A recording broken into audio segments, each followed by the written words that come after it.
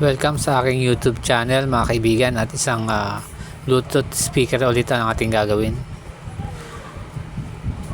Ang sabi sa atin ng may-ari dito, nag-charge siya o may indicator light siya, pero hindi siya nag-on or hindi nabubuhay.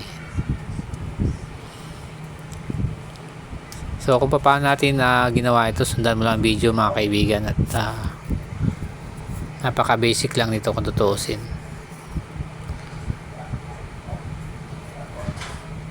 So hindi siya nag-on mga kaibigan.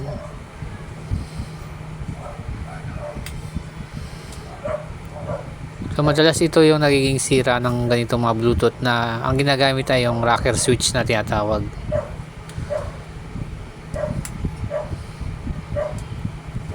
So kahit wala ka ditong tester o panghinang, napakadali nitong gawin.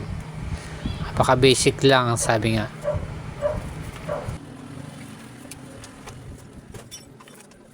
So syempre pakikita muna natin na test natin. Baka sabihin na hindi natin tinest man lang yung supply ng battery na nanggagaling sa charger. So ang supply nito ay nasa 8 volts.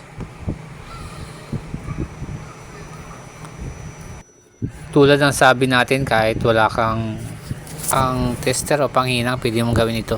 Sundan mo lang ang video kaibigan hanggang sa dulo para malaman mo kung bakit nasabi natin na napaka basic lang natin ito na ini-repair.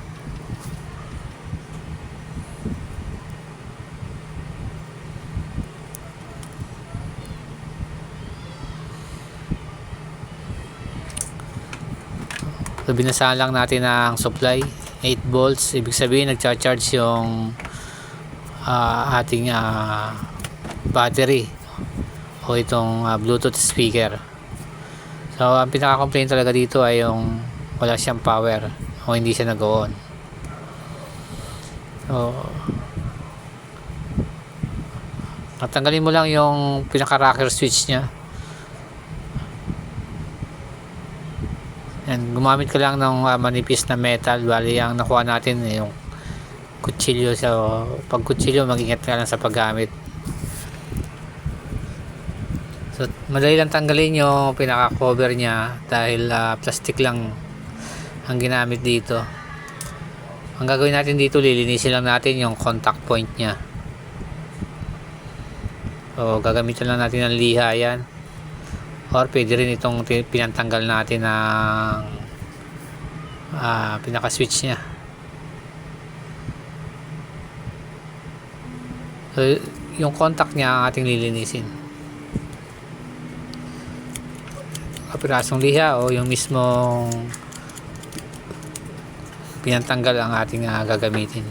Ang mahalaga lang malinis yung contact point nya mga kaibigan.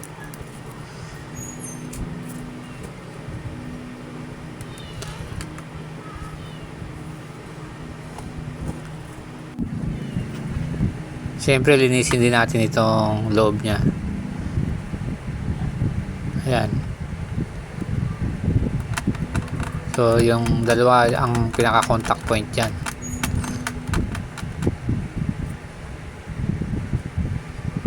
So kung napansin natin, nabuhay siya kasi nagsushort doon sa paglilinis natin.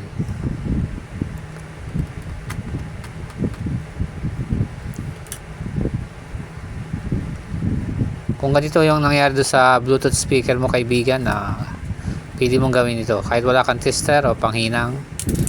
Pwede mong gawin. So ibabalik na lang natin yung ating tinanggal.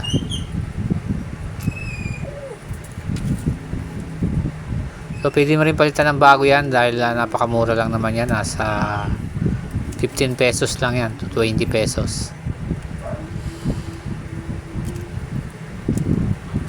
So ganun lang kadali mga kaibigan. Sana nakapagbigay ako ng idea. So yan, ibalik na lang natin yan. At testingin na natin.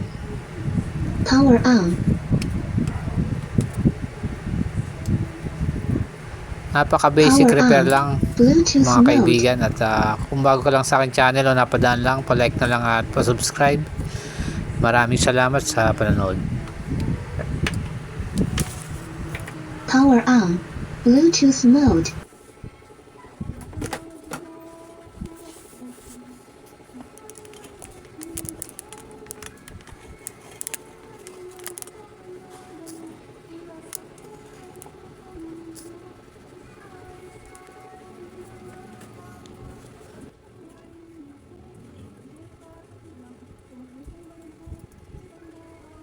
Bluetooth committed.